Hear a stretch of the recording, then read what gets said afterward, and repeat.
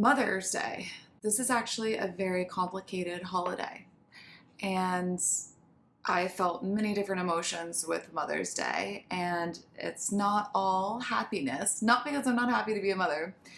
There's just a lot of complexities. So on this Mother's Day, I'm thinking of those who have lost a mother, have lost their child, miscarried, are unable to carry a child, foster or adopt children, who play the role of dad, those who choose not to be a mother, those who are a single mother, and to those who long to be a mother. One of my dear friends just had a baby. I think she was like, no one really prepared me.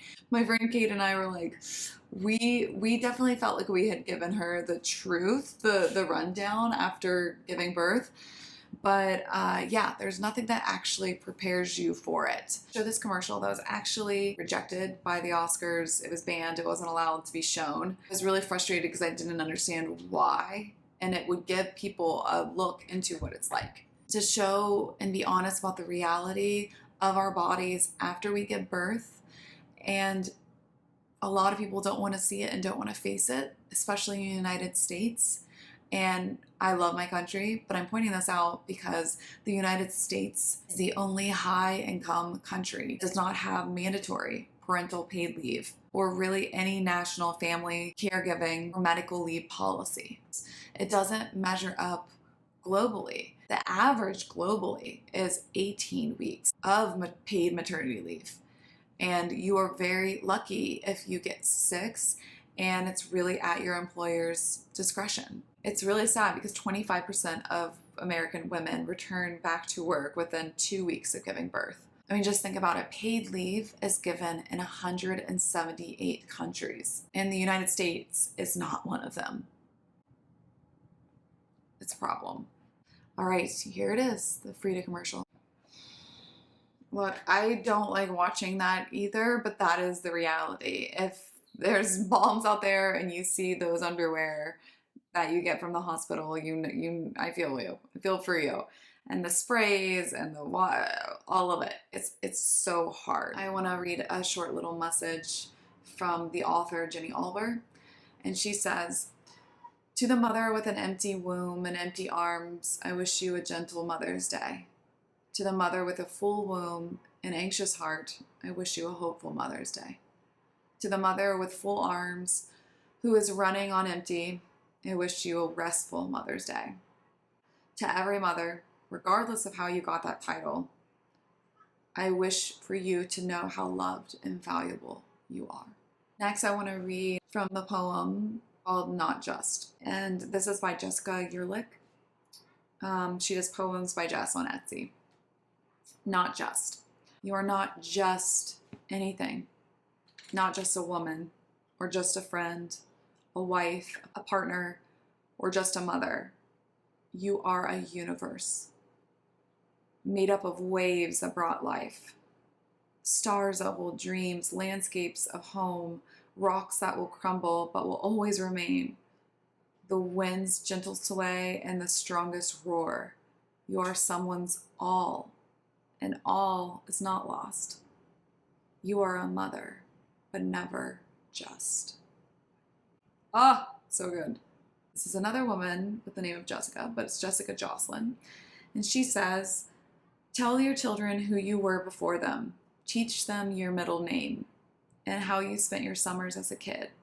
Tell them what your biggest and craziest dreams were, what you liked to do after school. Teach your children all about you and share all those moments with them." The poem that I have that is by Letters to Anna. I love this Instagram account, but this poem is so beautiful because it's for the mothers that protect. "My beautiful child, the wars of your mother will not be yours to bear. You will never witness the storms within my soul or meet the demons that inhabit it. You will be sheltered under my branches that I have grown just for you, a brand new family tree with all the rot cut out. You will never be crushed by the weight that I carry. You will be carefree, just as a child should be." Beautiful. One is from Nikita Gill, and it says, "Every day I don't feel like dying is a good day.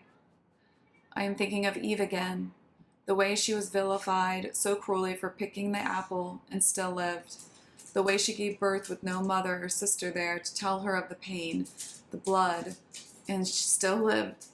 Isn't this what the history of womanhood is?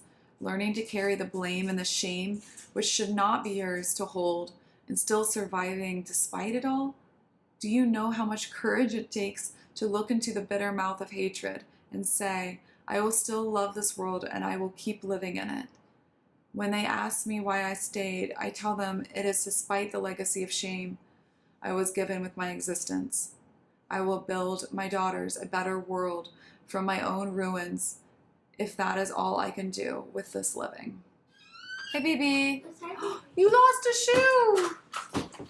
You lost a shoe. To the mamas out there, I know you have so much pressure on you. And the way that people will look at you, that if you are a good mother, then you have good children. And really, that's just not true. Society puts this pressure on us. It links a mother's value to her children's goodness and successes. But this isn't fair, because this puts the pressure on us that to put an emphasis on our child being successful as proof of our effectiveness as a mother. I think we need to reconsider the definition of a good child. Children are individuals, and their successes or challenges are the result of so many factors, and they're not sole indicators of a mother's worth or parenting skill. There's this idea that we should always act happy about being a mother. And it's okay not to act happy, because sometimes we're not, and it doesn't mean we love our children any less. Society often paints this idealized version of motherhood as a time of just joy and fulfillment, and there's much of that. However, the reality is that motherhood can also be challenging and exhausting, and sometimes absolutely overwhelming. And it's absolutely normal for mothers to experience this range of emotions. And all the emotions don't have to be positive. And that doesn't mean that you don't love your kid any less. And that fact alone was why I wrote my poem, which I think looks a little crazy here, but let me read it to you all. Life and loss exist at once. Gaining a true love, but without your freedom, identities fade and you mourn in silence. As your heart expands in your depleted state, people will tell you some truths, some lies, all cannot abate the true need that will be asked of you at all hours and always. Give me your exhausted eyes, meet me with your fears. I will listen. Nothing negative whispered from your lips will ever make me doubt the love you give. Quiet those expectations voiced from those from a time where they had to smile to make it all fine. Yes, you are a mother, a great role indeed, but the complexity of it all will not be lost on me. May you have comfort, an understanding friend, a helping hand where no judgment can live. For you are a creator from which all is in demand. I love you, mother, in the ocean, moon, body, and land. All right.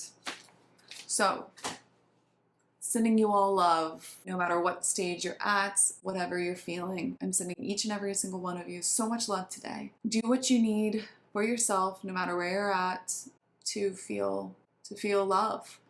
And that might not come from your family, or it may, but do what is best for you if you can. All right. Sending you all so much love. You be well.